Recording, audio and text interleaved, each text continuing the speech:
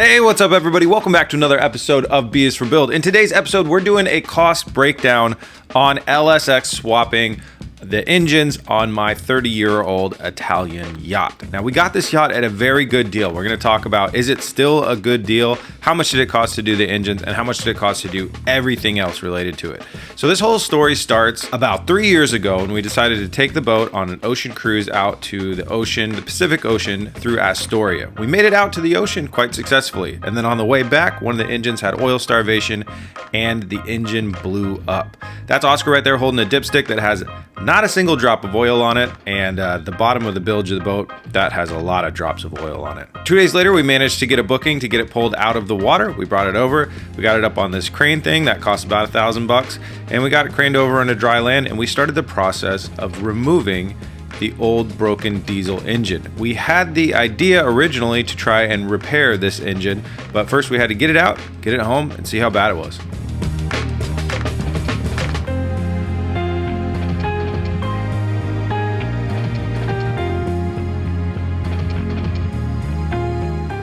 Now you're seeing the yard staff out here. When we have to rent the crane, that's about $300 an hour if I remember correctly, but we were able to work very, very fast and efficiently, so those costs didn't incur too much. The biggest cost is being out in this boat yard in Astoria. For a boat about our size, you're talking at roughly, just on average, about $1,000 a month to keep the boat out here where we could work on it. This was during the peak of COVID, and we were happy to be out here and doing a ton of work. But we shortly ran into supply chain issues, which you're going to see a little bit later, which really lengthened our stay a lot longer than we had hoped. Now that the engine is out, we're getting into repairs on the bottom side of the boat. This is redoing the ablative paint. Now, this is not related to the engines at all. It's just stuff that we needed to do. And I'm going to give you a total of just how much did it cost because we blew the engines versus how much did it cost with everything we did. But ablative paint is about $200 for the paint that we put onto the bottom coat and all the different brass and metal pieces on the back end.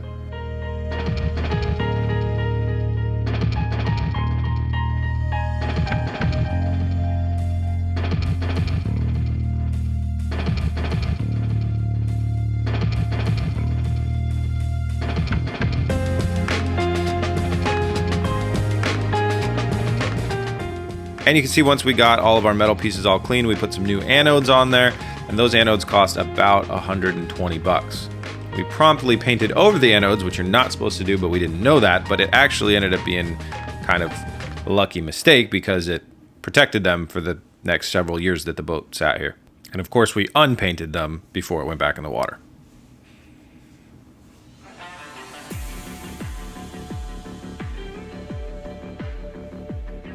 Few touch-ups and some polish work, and then we're back into the shop. So we're working with a mock-up LS engine here because at this point we have found out that the diesel engines can't be repaired, mainly because we couldn't source any parts for those diesel engines. We were going to have to build everything from scratch, and some of the parts that we could source were astronomically expensive, like a fresh water pump at $2,300.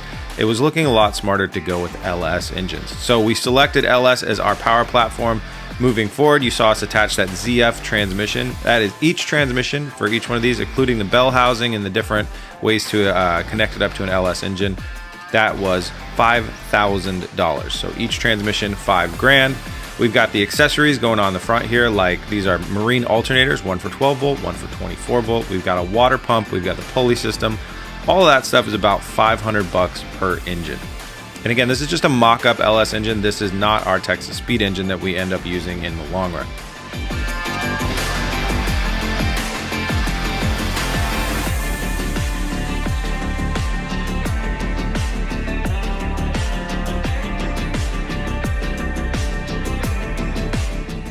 Put a lot of time and effort into custom building a lot of things for the bracketry, for the alternators, and the raw water pump, which the raw water pump we actually ended up using electric, so we didn't use that bracket in the long run. But that saved a lot of money by doing it all ourselves in shop, and it was a really good way to keep the budget low. Next, we're moving on to the exhaust, and boy, is this stuff expensive. So this is exhaust off of a Crusader 6.0. I think it's made by Mercury, I'm not sure.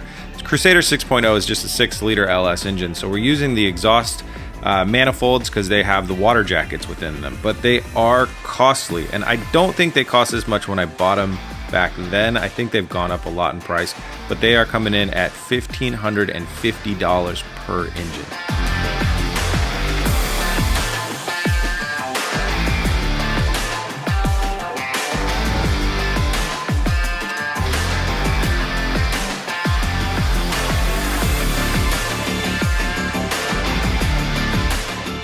These stands that we're building here are to emulate what the boat has to offer us and exactly where the prop shaft needs to go. But also then we can build our real engine cradles off of these. And I'm estimating that the amount of steel that went into each one of these engine cradles was about 150 bucks. You can also see when you look at the intake manifold, we've thrown on the Holley dual plenum intake manifold. Those come in at 1,200 bucks each. Now, our sponsors, when I'm talking about for fuel system, be it Deechworks, our Holley for accessories like the intake manifolds, and Texas Speed for the engines that will show up eventually. These guys helped us out on these projects immensely. But I'm giving you guys the MSRP for these products, but just know that the sponsors do help us out a lot, and we very much appreciate their help. A lot of reason I want to give you guys this price breakdown though is in case anybody is thinking about doing this at home, they know the real world pricing in case you need to do it yourself. So at this point, we're pulling out the other diesel engine and we're cleaning up the bottom of the boat, the bilge area really well. We're gonna give it a fresh coat of paint. At this point, the Texas Speed engines are still not here, and we have had to start working on side projects in the background, and we started working on our Jump-A-Con.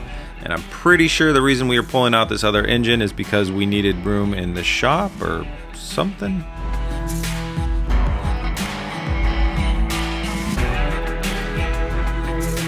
But regardless, it was Jump-A-Con time. You can see it being worked on in the background. Oscar was working on building the cooling systems for the engines while Kyle and I were working on building the Jump-A-Con.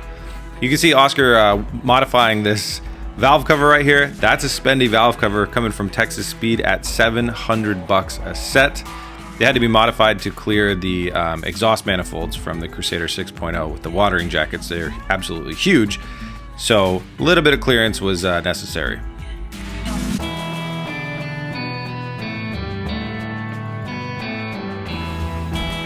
This is what was supposed to be a really, really good paint for marine use. It's called Sherloctane. I think it's made by Sherwin-Williams. Cost us 100 bucks. Wasn't the best paint. It wasn't even close. We used a lot of different paints in this project, and it was far from the best one that we had. A little bit of a bummer there. And now the Texas Speed engines have arrived. These are our bad boy 468 cubic inch LSX built Texas Speed engines. These things MSRP at the time that we purchased them for $15,000 a piece. They haven't got hit too badly by inflation. I think they're between 16 and 17,000, which isn't a very high percentage markup considering at this time in the video right now we are 2.5 years ago. So it was before a lot of car parts went up in cost a ton.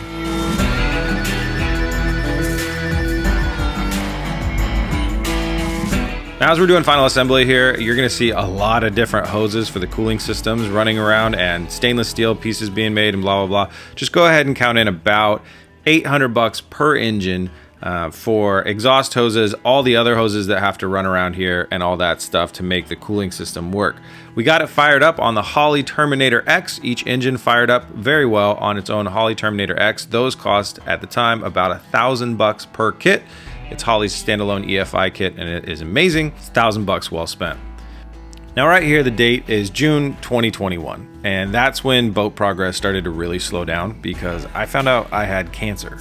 And the boat had so much left to be done on it, and there's just so much work to do.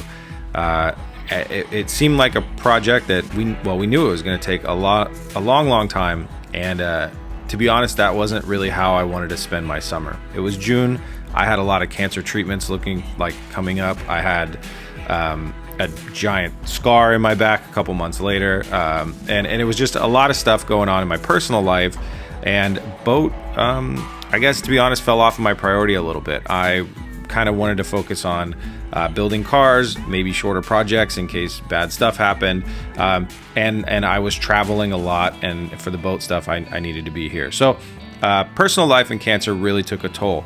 In the next 24 months, in the next nearly almost exactly 2 years, we only came out to the boat 2 times. Once was to put those engines in that you saw there, and the next time was to come out, and it was in December of 2022, to come out and drain the diesel tanks. And we were out here in December, and it was so cold and it was so miserable that I decided, you know what, like, let's wait till the next summer. That would be summer of 2023. Now, I do want to point out I am pretty proud of what we did in that time. It was 2 years. We took a 2-year break from the boat, and I know people hate unfinished projects, but we built the R69 GTR, got a DeLorean, built the Mercedes Lemons car, technically built 3 SUV projects, built the Supra, built the mid-engine Mustang, built the single-seater, and we even built another Lemons car with our Bentley BMW thing, and got a couple other big projects most of the way done. So it was a good 2 years. We got a lot of good projects done. And I'm happy to say that my cancer story is going so much better now. And as far as we know, I don't have cancer anymore, and let's hope it stays that way. So we're back onto the boat now. It's 2023, pretty close to present day, and we're working on refinishing the throttle and transmission controls. Now this was $100 in Cerakote, absolutely well spent. Got a great refinish done on these with by using Cerakote's products.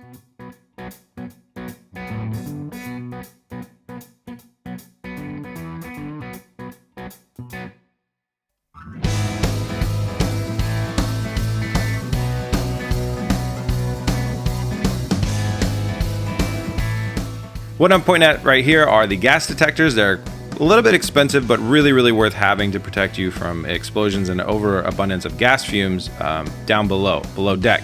Those are $500 for the 2. It's about $250 each gas detector.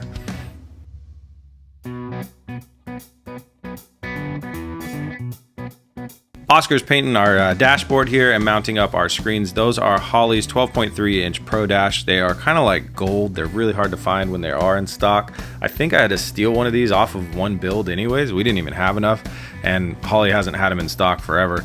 So those are a little over $2,000 per engine. Quite spendy. Air filters there, about $60 an engine. I forgot to even add that to the total, but I'll get it on there. The boat had sat for so long and oxidized so badly that we had to repolish it. And we got it in the water at this point, but we started blowing through O2 sensors. So we had to build O2 sensor adapters. That was about $400 problem on the O2 sensors, but building the adapters worked amazingly. And I say adapters, these aren't really, well, they do adapt the position of the O2 sensor, so it's up and down rather than at a 90-degree angle, which you can't do on an O2 sensor. But what it really does is kind of gets it away from the potential for water, moisture, mist, weird stuff, contacting that O2 sensor and breaking it. Once we've installed these, we have not gone through another O2 sensor. So I guess technically it's more than 400 because I bought some spares just in case, but say cost spent, we definitely blew through about $400 in O2 sensors learning our issue and how to fix it. After we had that problem fixed, it was out to do our test drive, and before that we had put in about 50 gallons of premium from the gas station. So 5 times 50, what's that? $250 of gas that we sourced from the gas station. And then to get into this point, we pulled over to the marine gas station and filled up with 100 gallons of marine gas, just so we were sure we weren't going to run out. And that stuff's really expensive. I don't understand why, but that was $6.50 a gallon. It's not even premium. So that was a $650 fuel up, and we got out and everything was going great until we found an oil leak. Luckily, the oil leak wasn't too bad, and actually just swapping out the gasket and adding a little RTV around our dipstick completely solved our oil leak. So that, I believe, was a $40 gasket, and that solved all of our problems on the oil leak. And we're back at the fuel dock. We're getting ready to head home. It is a 100-mile journey home if you go the right direction. As you guys saw in the last video, I did not. We put in another 100 gallons for another $650. And in the next video, we will give you a miles per gallon or gallons per mile breakdown on what this boat is doing. But it's pretty interesting stuff. There's a lot to be said about hydrodynamics, driving on plane versus driving off plane, and all this other stuff, which is really good. But we rocked the boat 130 miles, 14 hours back home, and got the boat back home into our marina. Little cost breakdown on just, let's call it storage, even though it's not really storage. So the boat was in the Astoria mooring basin, their yard where you're allowed to work on your own boat, which I absolutely love. A lot of DIYers there. It was there for 36 months and I paid $36,000 to keep it there. That was a huge, huge cost in this project. Now, if you didn't have setbacks because of COVID and engines and stuff like that, you would be set a lot faster. You could probably do it in 3 months and incur about $3,000 of charges. Now, I did mention too in the last video that I had paid a lot of money to hold our spot. I've got the spot back. The boat's in our proper spot in Portland. It costs a lot of money, and it was about $15.5K that I spent to hold our spot. In retrospect, I don't think that was a good idea. I bet spots open up frequently enough there that I could have not spent the 15 grand and just let my spot go and got it back another time. I think a lot of this was I thought we'd be done in 6 months, 9 months, and then once the cancer thing hit, I just wasn't focusing as much as I probably should have been on bills, and it was really hard for me to decide to pull the plug on our spot back home knowing we might not get it back because it was something I was really looking forward to. So it was a weird cost that probably didn't need to happen. And if I were you guys, I wouldn't let that happen. So like I told you guys, I want to break down the cost for just what it would cost to repower the boat. No frills, no other upgrades.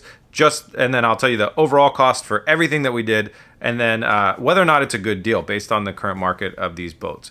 So just the engine, I'm looking at about $48,160. That's my total for just repowering the boat. That's just the work that went into that. Thanks to the help of our sponsors, I can tell you that we did that for about probably closer to $30,000. So that's really, really cool. Huge thanks to our sponsors, Beachworks Texas Speed, Holly. Sorry if I forgot any of the other ones. You guys have been amazing, and that helped bring the cost down a lot. So it's definitely the most economical way for us to repower this boat. That's the cost of one single diesel engine. The boat cost $42,000 when I bought it. The next cheapest one for sale in the entire world is about $100,000 flat. Now that is in the south of France, where yachts are literally about a dime a dozen.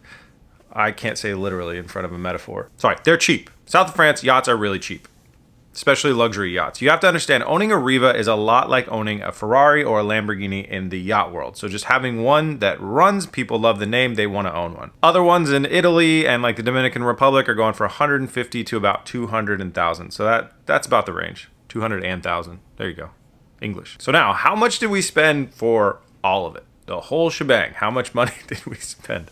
Well, that number is daunting. $115,730. Now that includes our cost to drive to the beach 18 different times, our 20 different nights in hotel stays, all of the gas that we paid, all the marina payments for both the one in Astoria and Portland. So you don't have to be a mathematician to tell that that's not a good deal. You tack that onto the $40,000 boat cost, and yeah, we've got a very, very expensive boat. What's that, close to $160,000 boat? Probably not a safe assumption to think that I can get that money back out of the boat. But one thing that is worth mentioning is we had some weird hangups between COVID and between me getting cancer. That spent a lot of time, extra time, where the boat just had to sit on dry land. I couldn't just throw it back in the water and get it back to Portland. It had to be there. There was just no other real option, so we were eating a lot of costs.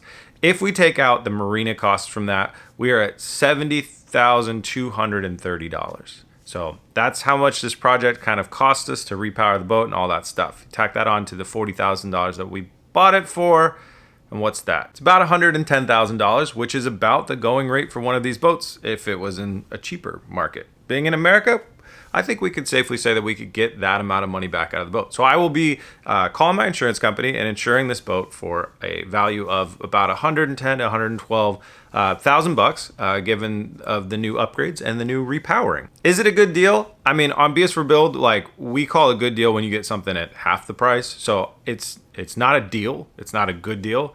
It's the cost. I guess I didn't calculate it in the sponsorship discount too. So it's a deal. It's a deal. It's a good deal now. What matters a lot in the end is I'm very, very happy about it. I'm happy. I'm not happy with the length of the time the project took and the amount of money that was wasted doing that, but I'm really happy with the end result of the boat. I think we did a very good job, and we built it exactly the way that I wanted to do it. So that is really, really cool. Now, in the next episode, we're not done yet. Speaking of throwing money at this thing, we have so many upgrades. My whole freaking living room is full of orders and stuff right now of things that are going back onto the boat. So we are going to bring it back to 100% better than we ever did before. We're also going to give you guys a miles per gallon breakdown and all sorts of other good stuff. That's in the next episode, the finale. I hope you guys tune in for that. We've been working really, really hard over the last week and a half, and it's coming together great. So we'll see you guys on that one. Peace! Come on.